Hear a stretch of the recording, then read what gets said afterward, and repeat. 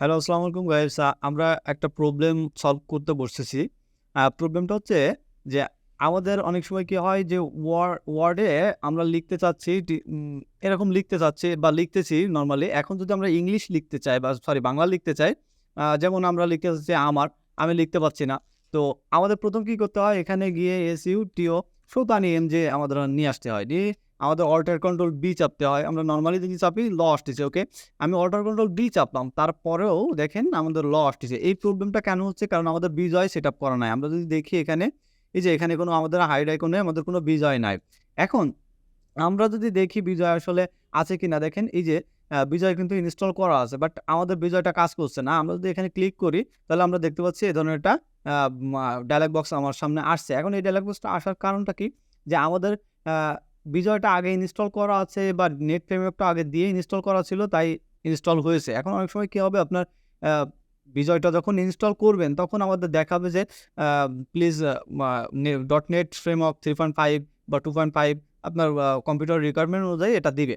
তো ১ম এ ইনস্টল করার আগেই কিন্তু এটা চাইবে। আমার কেন পরে চাচ্ছে? কারণ আমি আপনাদের দেখানোর সাথে অ্যা আমি .NET টা আনইনস্টল করে দিয়েছি।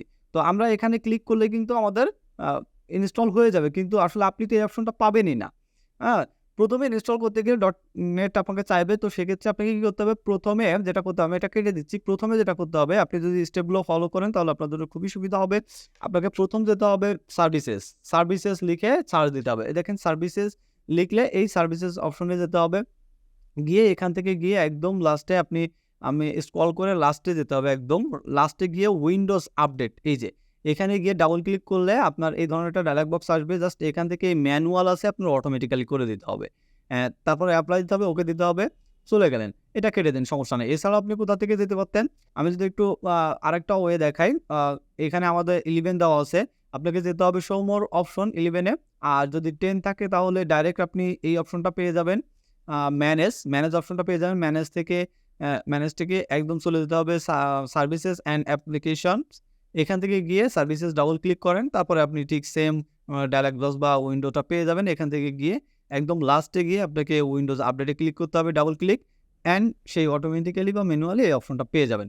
তো আশা করি বুঝতে পারছেন, দুটো ওয়ে আমি দেখালাম। তাহলে এখানে এটা ১ম এ করে নিতে হবে। দেন আপনাকে কি করতে হবে? WIND is the Windows features. Windows features on or off এখানে ক্লিক করতে হবে। এটা একটু সময় নিবে। জাস্ট এই ধরনের একটা ডায়ালগ বক্স আপনার সামনে আসবে। এখান থেকে কি করতে হবে? আমাদের .NET Framework 3.5 ইনক্লুডিং এই যে এই দুটো জায়গায় আমাদের টিক মার্ক করে দিতে হবে। দিয়ে জাস্ট ওকে করে দিতে হবে। ওকে করে দিলে এটা কিছুটা সময় নেবে। আমাদের অপশনটা চলে আসছে। আমরা জাস্ট এখানে ক্লিক করে দিব। জাস্ট ডাউনলোড হতে সময় নিবে। আপনার কম্পিউটারের নেট স্পিডের উপর নির্ভর করবে কতটা সময় নিবে। তো এটা হয়ে গেলেই আপনি জাস্ট অ্যাক্টিভ হয়ে যাবে আপনার বিজয়টা। আপনি কাজ করতে পারবেন স্বাচ্ছন্দ্যে। এই ধরনের সমস্যা কিন্তু আমরা নরমালি উইন্ডোজ করার পরে বা বিজয় দেওয়ার ক্ষেত্রে এই ধরনের সমস্যা আমরা পড়ি। এই সমস্যাগুলো নিয়ে আমরা অনেকেই কম্পিউটারের দোকানে বা সার্ভিসিং সেন্টারে যাই। এটা করে হয়তোবা অনেক সময় ২০০, ৩০০, ৫০০ বা ৳১,০০০ টাকাও সার্ভিস চার্জ আপনাকে দিতে হয়। তো এই ধরনের হ্যাসেল থেকে খুব দ্রুতই কিন্তু আপনি সমাধান করতে পারবেন বা বের হতে পারবেন খুব সহজ পদ্ধতিতে। আপনি স্কিপ করে ভিডিওটা দেখতে পারেন। বারবারই দেখতে হবে না। আপনি একবার দেখলেই হয়ে যাবে। কারণ একদম সিম্পল একটা বিষয়, যারা কম্পিউটার ব্যবহার করে তাহলে তাদের জন্য একবার দেখলেই এনাফ এটা। তো আমি এটাকে সামান্য একটু স্কিপ করে দিচ্ছি। তো আমাদের রেজিস্টার্ট করার পরে আমরা দেখলাম রেজিস্টার্ট যদিও করা লাগেনি। এখানে জাস্ট আমরা এখন যদি অন করি এবং এখানে লেখার চেষ্টা করি যে ওঠে।